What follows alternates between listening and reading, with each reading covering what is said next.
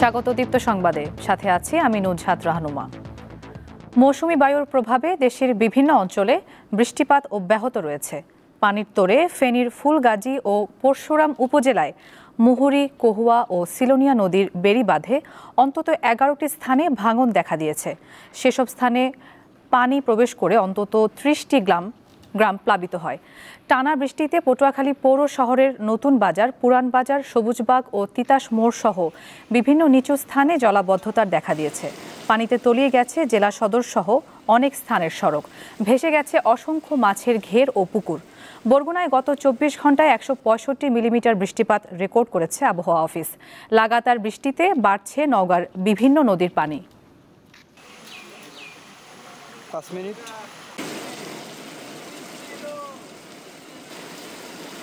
বরগুনায় টানা বৃষ্টিতে বিভিন্ন স্থানে জলাবদ্ধতার দেখা দিয়েছে। এই বিষয়ে জানাতে যুক্ত আছেন সহকর্মী শাহ আলী। জেলায় কোন কোন স্থানে জলাবদ্ধতা দেখা দিয়েছে এবং সেখানকার মানুষের দুর্ভোগের চিত্র সম্পর্কে আমাদের জানান। নুজহাত, আসলে গত কয়েকদিন যাবত যে টানা বৃষ্টি, সেই বৃষ্টির কারণে কিন্তু বরগুনার পৌর শহর থেকে শুরু করে সব জায়গায় কিন্তু জলাবদ্ধতা সৃষ্টি হয়েছে। আমরা যে জায়গাটিতে রয়েছি এটা হচ্ছে বরগুনা পৌর শহরের কলেজ রোডের পশ্চিম দিকে যে রাস্তাটিতে আসলে এই মুহূর্তে দেখতে পাচ্ছেন যে আমার পিছনে যে চিত্রটা, যে এখানে যে অটোরিকশা পর্যন্ত যেতে পারছেন না এবং তার মধ্যে মোটরের মধ্যে পানি প্রবেশ করে কিন্তু নষ্ট হয়ে যাচ্ছে। এবং এখানে যে ড্রেনেজ ব্যবস্থা না থাকার কারণে এখানকার মানুষ কিন্তু সবচেয়ে বেশি দুর্ভোগে রয়েছেন। এই শুধু কলেজ রোড নয়, ডিকিবি রোড, মুসলিমপাড়া, সোনালীপাড়া এবং বিভিন্ন গ্রামে পর্যন্ত এই সকল পানি আসলে জলাবদ্ধতার সৃষ্টি হয়েছে। আরেকটা বিষয় জানিয়ে রাখতে চাই যে এই জলাবদ্ধতার কারণে যে মশার যে একটি উৎপাত শুরু হয়েছে সেটা কিন্তু আসলে দেখার মতো। বরগুনায় কিন্তু দিন দিন ডেঙ্গুর সংখ্যাও বৃদ্ধি পাচ্ছে। সেখানে কিন্তু ৩৩ জনের মতো এখন পর্যন্ত মৃত্যু হয়েছে। গত ২৪ ঘন্টার কথা যদি বলি, দুই জনের মৃত্যু হয়েছে বরগুনার। একজনের হচ্ছে যে একটি মাধ্যমিক বিদ্যালয়ের কিন্তু আইসিটি টিচার, তিনি কিন্তু গতকালকে তার মৃত্যু হয়েছে। এছাড়া পাথরঘাটে আরেকজন পৌর শহরে কিন্তু এক ডাক্তারের ছেলে, তারও কিন্তু মৃত্যু হয়েছে। এ নিয়ে মূলত ৩৩ জন। এখানকার মানুষ কিন্তু এই যে দুর্ভোগ এবং পাশাপাশি জলাবদ্ধতার সৃষ্টি এবং ডেঙ্গুর প্রকোপ বাড়ছে, এটা নিয়ে কিন্তু আসলে দুশ্চিন্তার মধ্যে রয়েছে। অনেকে রান্না বান্নাও করতে পারেনি।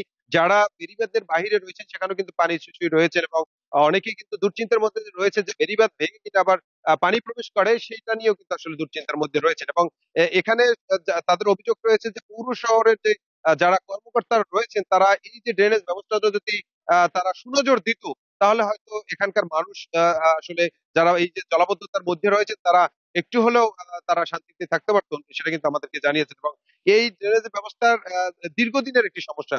একটু বৃষ্টির পানি এবং জোয়ারের পানি হলেই কিন্তু এই এলাকাটা প্লাবিত হয়ে যায়, বিশেষ করে ডিকিবি রোড এবং এই কলেজ রোডের মানুষরা।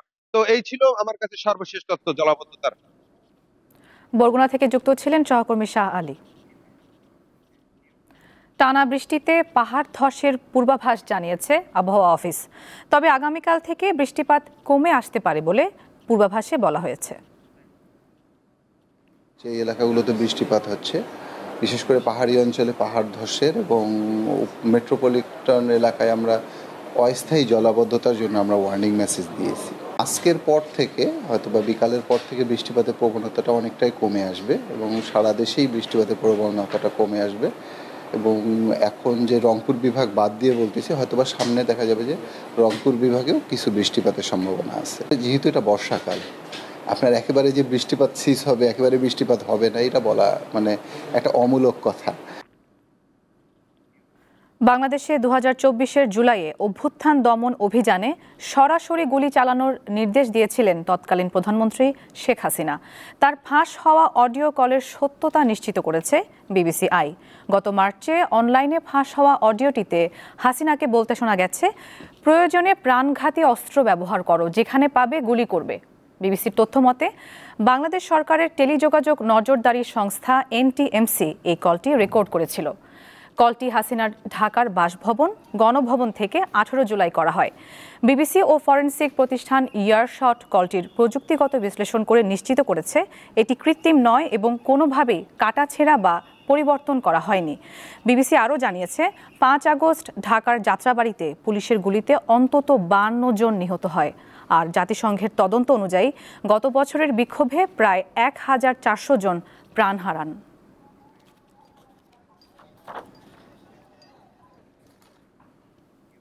গত বছর জুলাই আগস্টের অভ্যুত্থানে যেন অপ্রতিরোধ্য ঘাঁটি হয়ে ওঠে রাজধানীর যাত্রাবাড়ি শনির আখড়া এলাকা।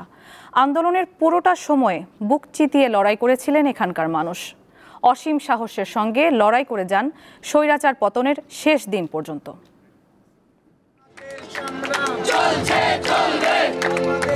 17 জুলাই কোটা সংস্কারের দাবি ততদিনে রূপ নিয়েছে স্বৈরাচার বিরোধী আন্দোলনে। শিক্ষার্থীদের সন্ধ্যা 6টার মধ্যে হল ছাড়ার নির্দেশ দিয়েছে ঢাকা বিশ্ববিদ্যালয় কর্তৃপক্ষ। অন্যান্য শিক্ষা প্রতিষ্ঠানও বন্ধ। সারা দেশে পুলিশি হামলা, সব জায়গায় ধরপাকড়। রাষ্ট্রীয় বাহিনীর দাপটের মধ্যে সেই সময় খবরের শিরোনামে উঠে আসে একটি এলাকার নাম। বলছি যাত্রাবাড়ি শনির আখড়া এলাকার কথা। যাত্রাবাড়ি ও এর আশপাশের এলাকায় জুলাই বিপ্লবে প্রাণ উৎসর্গ করা অন্তত 48 জনের নাম জানা যায়, যে নামগুলোর স্থান পেয়েছে স্মৃতিস্তম্ভে। যাত্রাবাড়ি মোড়ে এই চত্বরের নামকরণ করা হয়েছে শহীদ ঐক্য চত্বর। 19 আগস্ট যাত্রাবাড়ি থানার সামনে গুলিতে নিহত হন এইচএসসি শিক্ষার্থী ইয়াসিন সরকার। সন্তানের মৃত্যুর প্রায় 1 বছর হলেও বুকে পাথর চেপে রয়েছেন মা বাবা। 4 তারিখে রাত্রে ও বলতেছে আমাদেরকে সবাইকেই যে আব্বা চলো আমরা সবাই আন্দোলনে যাই। আমি বল বাবা রে কালকে আর্মি নামাইব, করবো, ওকে সরাসরি গুলি করতে পারে, তুমি এই সপ্তাহে নেমে যাওয়ার দরকার নাই। 3টা গুলি লাগছে ওর, 3টা গুলি বুকে লাগছে, একটা গুলি আপনার পিছে দেখে বাইরে হয়ে গেছে। কদমতলী এলাকার হেনা বেগম বৈষম্য বিরোধী আন্দোলনে তার স্বামী মাসুদ নিহত হন নিজ বাসার সামনে। এই 19 জুলাই আমার হাজবেন্ড গুলি খাইছে, 20 জুলাই মারা গেছে। আমি আমার জীবনের সুখ সন্তুষ্ট সব কুরবানি দিয়েছি, এখনো আমার পাশে এসে কেউ দাঁড়ায়নি। গণ অভ্যুত্থানে নিহতর পাশাপাশি যাত্রাবাড়ি এলাকায় আহত হন অনেকে। তাদের কেউ কেউ চিরদিনের মতো পঙ্গুত্ব বরণ করেন। সিএমএইচে আমি ফার্স্ট যখন ভর্তি ছিলাম তো আসিফ বাস ছিল, নাহিদ ব্যাস ছিল, ওনাদের সাথে দেখা হয়েছে। ওনারা আশ্বাস দিয়েছিল যে আমাদেরকে একটু আর্থিকভাবে কিছু দেখবে, কিন্তু ওনারা কিছু দেখেন নাই পরবর্তীতে। এই গুলি খাইছি, এটা সবচেয়ে বড় কষ্ট হয়েছে যে তারা আমাদেরকে ভুলা যায় নাই, এরকম একটা কথা বলছিল, আমরা তোমাদেরকে ভুলবো না, কিন্তু আজ তারা 1 বছর হয় নাই, এখনো ভুলে গেছে আমাদেরকে। 5 আগস্ট শেখ হাসিনা সরকারের পতনের পর যাত্রাবাড়ি শনির আখড়া এলাকায় জীবনযাত্রা স্বাভাবিক হতেও বেশ কয়েকদিন লেগে যায়। সোহাগ আহমেদ, দীপ্ত সংবাদ, ঢাকা। বাড়তি 35% শুল্ক কার্যকর হলে যুক্তরাষ্ট্রের মতো বড় বাজারে বাংলাদেশের তৈরি পোশাকসহ রপ্তানিমুখী শিল্পগুলোতে বিপর্যয় দেখা দিতে পারে বলে মনে করছেন অর্থনীতিবিদরা। আলোচনার জন্য হাতে আছে 20 দিন।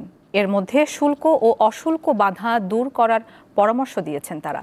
এমন অবস্থায় শুল্ক চুক্তি নিয়ে যুক্তরাষ্ট্রের স্থানীয় সময় বুধবার দেশটির বাণিজ্য প্রতিনিধি দফতরে আলোচনায় বসছেন বাণিজ্য উপদেষ্টা শেখ বশির উদ্দিনের নেতৃত্বে একটি প্রতিনিধি দল। 14টি দেশের ওপর নতুন শুল্ক আরোপ করেছে যুক্তরাষ্ট্রের প্রেসিডেন্ট ডোনাল্ড ট্রাম্পের প্রশাসন। বাকি দেশগুলোকে 1 আগস্ট পর্যন্ত এক্ষেত্রে ছাড় দেওয়া হচ্ছে। নতুন শুল্কের আওতায় পড়েছে বাংলাদেশ। 3 মাস আলাপ আলোচনার পর 37% থেকে 35% শুল্ক আরোপের ফলাফল হতাশাজনক বলে মনে করেন অর্থনীতিবিদরা। এতে তৈরি পোশাক সহ কয়েকটি খাত প্রতিযোগিতায় টিকতে পারবে না বলে মনে করেন তারা। মাত্র 2% কমিয়ে 1 আগস্ট থেকে সেটা 37 থেকে 35% করা হচ্ছে। অর্থাৎ আমরা এখন যে গড় 15% দিচ্ছি তার সাথে আরও 35% যোগ হলে আমরা যা রপ্তানি করব ওইসব আইটেমের উপরে গড়ে 50%-এর মতো শুল্ক বসবে। তিনি বলেন গড়ে 50% শুল্ক বসবে, যেটা বাংলাদেশের রপ্তানির জন্য বড় বিপর্যয় ডেকে আনবে। তো আমাদের যারা প্রতিদ্বন্দ্বী দেশ ছিল, যাদের সাথে আমরা গত 3 মাসে 10%-এর একটা সমপর্যায়ে আমরা ছিলাম, তো এখন তো দেখা গেল যে একটা পার্থক্য হয়ে যাচ্ছে। প্রতিযোগী দেশগুলো থেকে বাংলাদেশ আলোচনায় পিছিয়ে রয়েছে বলে মনে করেন এই অর্থনীতিবিদ। চীনের সঙ্গে এত বিরোধ মার্কিন যুক্তরাষ্ট্র, কিন্তু তারপরে এই বাণিজ্যের জায়গাতে তারা কিন্তু একমত হয়েছে এবং একই সঙ্গে ভিয়েতনাম একটা বাণিজ্য চুক্তি করছে আর ভারতের সঙ্গে মোটামুটি একটা সমঝোতা হয়ে গেছে। তো তাইলে তার মানে হলো কি যে আমাদের প্রতিযোগিতার চাইতে আমরা পিছিয়ে পড়লাম এখানে। তিনি মনে করেন হাতে যে সময় আছে এর মধ্যে সংকট সমাধানে আলোচনা চূড়ান্ত করতে হবে। প্রয়োজনে যুক্তরাষ্ট্রে বিনিয়োগের পরামর্শ দিয়েছেন তিনি। ডোনাল্ড ট্রাম্পের ওই চিঠির মধ্যে এটাও আছে যে আমরা যদি বিনিয়োগ করি তাহলে সেক্ষেত্রে শুল্ক আরোপ করা হবে না, তাহলে সেই ক্ষেত্রে কিন্তু আমাদের এখানে বড় একটা সুযোগ আছে। বাংলাদেশের আরএমজিগুলোর মধ্যে বেশ কিছু high end R&D producing company আছে, তো তারা কিন্তু এই উচ্চ মূল্যের পোশাকের কিছু কারখানা মার্কিন যুক্তরাষ্ট্রে স্থাপন করতে পারে। যুক্তরাষ্ট্রের মতো বাজার হারালে রপ্তানি খাতে বাংলাদেশের ঘুরে দাঁড়ানোর আর উপায় থাকবে না বলে মনে করেন তিনি। ধরনের কিন্তু ইমেজ বাংলাদেশের জন্য ভালো কোনো বার্তা বয়ে নিয়ে আসবে না। জহুরুল মোহসান, দীপ্ত সংবাদ, ঢাকা। কক্সবাজারের সাগরে নেমে নিখোঁজের একদিন পর চট্টগ্রাম বিশ্ববিদ্যালয়ের শিক্ষার্থী আসিফ আহমদের মরদেহ উদ্ধার করা হয়েছে। এখনও নিখোঁজ রয়েছেন আরেক শিক্ষার্থী অরিত্র হাসান। বুধবার সকালে কক্সবাজারের নাজিরাটিক উপকূল থেকে আসিফের মরদেহ উদ্ধার করা হয়। এর আগে মঙ্গলবার সকালে কক্সবাজার শহর থেকে প্রায় 12 কিলোমিটার দূরে পেচারদ্বীপ সৈকতে গোসলে নামেন চবির 3 শিক্ষার্থী অরিত্র হাসান, আসিফ আহমেদ ও KM সাদমান রহমান। এর মধ্যে গতকালই সাদমানের মরদেহ উদ্ধার করা হয়। বিশ্বের অন্যতম দীর্ঘ সমুদ্র সৈকত কক্সবাজারের 120 কিলোমিটারের মধ্যে 117 কিলোমিটারই পর্যটকদের জন্য ঝুঁকিপূর্ণ হয়ে উঠেছে। মাত্র 3 কিলোমিটার সৈকতে লাইফগার্ডের সদস্যরা থাকলেও তাদের সংখ্যা খুবই কম।